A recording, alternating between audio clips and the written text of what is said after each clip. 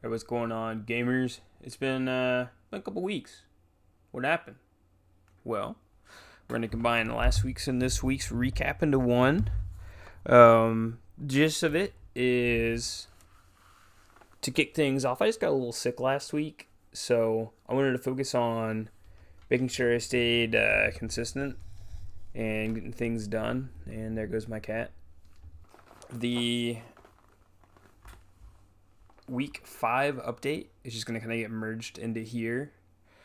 Um, So week 5 and 6 at the same time, and then we'll get back to our weekly schedule next week.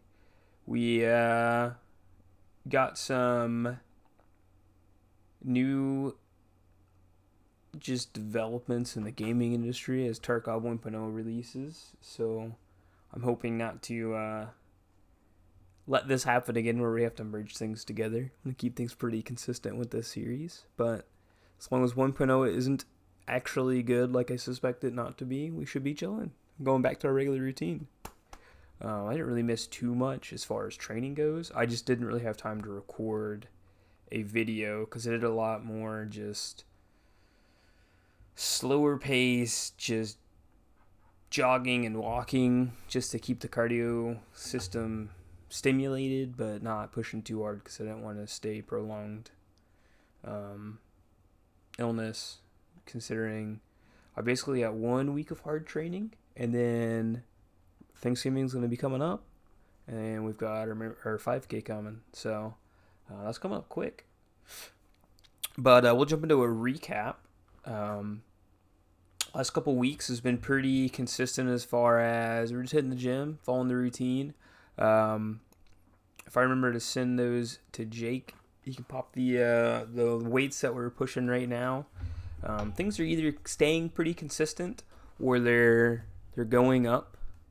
I think the only thing that really kind of slightly dropped was like my side raises, so my side delts, and that was predominantly just due to the fact that I did a different variation that my trainer showed me. Um, so if you've ever done a spider curl, which is the primary bicep curl that I do right now, every now and then I'll mix in hammer curls. Like actually, this past week, today actually recording this past Friday, I did hammer curls instead, just a little forearm action going. And spider curls are just basically you lean over the bench forward and get a lot of good like activation on your buys. It really targets the muscle layer. I'm not going to go into the details of that. You can look up tutorials and all that. But my trainer Marco showed me a variation of side raises where you can do something similar, where you use a similar incline, but instead of laying forward on the bench, you lay on it normally, and then you just do side raises, and it gets really good side delt stimulation. But you also get a little bit of like lateral raise, not lateral raise, sorry, like push, like front delt stimulation as well. It's a very interesting movement. I was not accustomed to at all. So I had to drop the weight a little bit, which is okay. Um, it was still pretty fun. It was enjoyable. It's a good way to, if you're doing big training programs, like 6 months long like this, I would encourage you to find variations of things, because if you get bored after a couple weeks of doing the same things, just find a variation. Mix in like, instead of doing like a hack squat, just do a regular squat or some walking lunges or something. Just do some variation in there. Um, Also, no one's really mentioned anything, but if you see on the walking crab, if it's included in the screenshot, there's not a weight listed for that, because there's not really a weight for that. That's just effectively a banded workout where you walk like a crab side basically. Like it's a lot of glute and like I don't know what that muscle is on the side of your leg slash your hip or whatever that is. Whatever that like muscle on the side of your leg is on the outer side. You get a lot of activation there.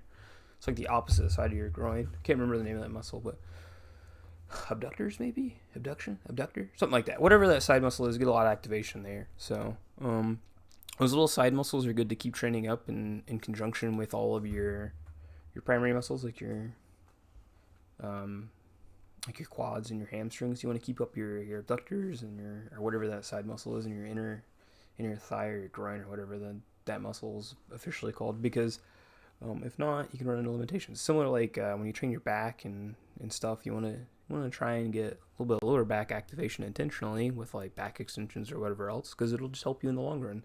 It'll keep everything progressing so that one, you prevent injury, and two, you just can keep lifting higher weight. Because if not, you'll get stuck on like a compound movement because you're activating something that you usually don't activate, and it's just not quite up to par. But anyways, that's a tangent that we can move on from. So as far as running, like I said previously, this past couple weeks has been a lot of pacing, a lot of cadence drilling, just slower action type stuff. Um, just making sure that I'm staying consistent and keeping the cardio system activated and getting my calves to stay activated, because my calves are like the big problem with running. They are not. I haven't ran since I was in high school, which was like 10 years ago almost. I guess it's only been like 9 years, but still. It's been a minute. It has been a minute until I started training for this again. So, I have noticed that my calves are slowly catching up, which is good. It means that I'm not getting cramp in the middle of a 3 mile run, which is roughly, I think a 5K is like 3.1 miles. So I'm not getting cramps in that as often or at all. And we're getting there. My cardio system's getting built up. It's actually really funny. Speaking of cardio, as I'm running more and getting consistent with it, I've noticed a direct correlation between my cardio system being up to par and my weights being easier to push, even though we're kind of slowing down the caloric intake. And I'm not quite tracking yet, but probably in the next 1 to 2 weeks of recaps, we're going to start tracking that, and it'll probably be a core part of the video as well here, where we go over the macros, what I'm eating.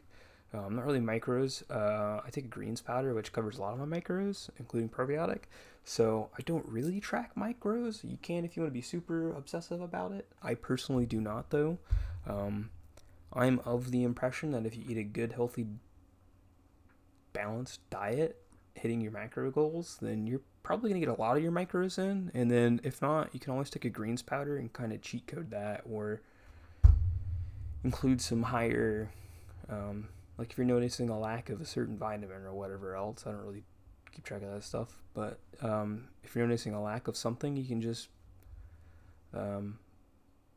eat something that has high iron or high vitamin or high vitamin C or whatever else. Drink some milk for vitamin D, that kind of thing. Just pay attention to what your body is asking for. If you get some weird symptoms, ask a professional. I'm not a professional. But for the most part, I might be centering that into the next couple weeks. Speaking of the next couple of weeks, what is next week going to look like? So we're going to start kind of ramping up. I can't remember exactly what each day is going to be, but ramping up the intensity so that we can get prepared for this 5K next week. And then I believe we have around 2 weeks from today. Well, about a week and a half, I guess, from the time this video goes out, until the big 5K for my gym, which I will hopefully record if I remember to bring the GoPro with me that morning. So that is going to be kind of the main focus in the next couple weeks. As far as like weightlifting, I'm not really going to change anything.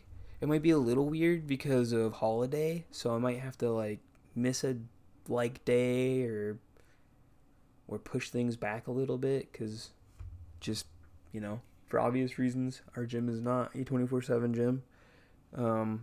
Therefore, they do actually give their employees off a little bit of time for holidays. They do hold the gym open in the mornings on most holidays, so that if, people are going there, they can continue to follow their routines or whatever and don't have to skip because the gym's not open. But they close early usually so people can spend time with their families, which is really cool.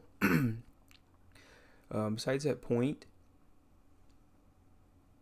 we will be just staying consistent, pretty much. As we kind of look forward to scheduling in the macros and everything else.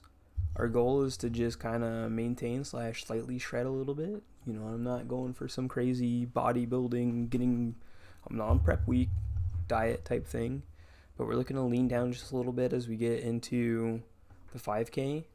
And the goal for that 5K on Thanksgiving morning is hopefully going to be less than 30 minutes. I'd like to get anywhere from 25 to 30 minutes, which is going to be a pretty big challenge for me because I think right now my 5K time might be pushing like 40. So we got like a week and a half basically to shed off like 10 minutes, hopefully. Is that possible? I don't know. We'll find out together. But that's kind of what we're aiming for. Otherwise, a little more sporadic as we kind of loosely touched on a lot of things this recap and combined 2 weeks into one. If you have any questions about kind of what I'm doing or anything like that, or any suggestions, whatever, just send a comment down there, and I usually get to them within 24 hours or less. I try to get to them as fast as possible. So, love to hear some feedback and what the viewers think. But otherwise, appreciate you guys for watching this series. This kind of progress report it's helping me stay motivated. So I know I gotta keep grinding it out, so I can't slack off. So it helps. I appreciate you guys following along. Otherwise, we'll see you next week with an update, and it'll either be next week or the week after, so week 7 or 8, that we start to include macros. So look forward to that. Otherwise, appreciate you boys, and we'll see you next week.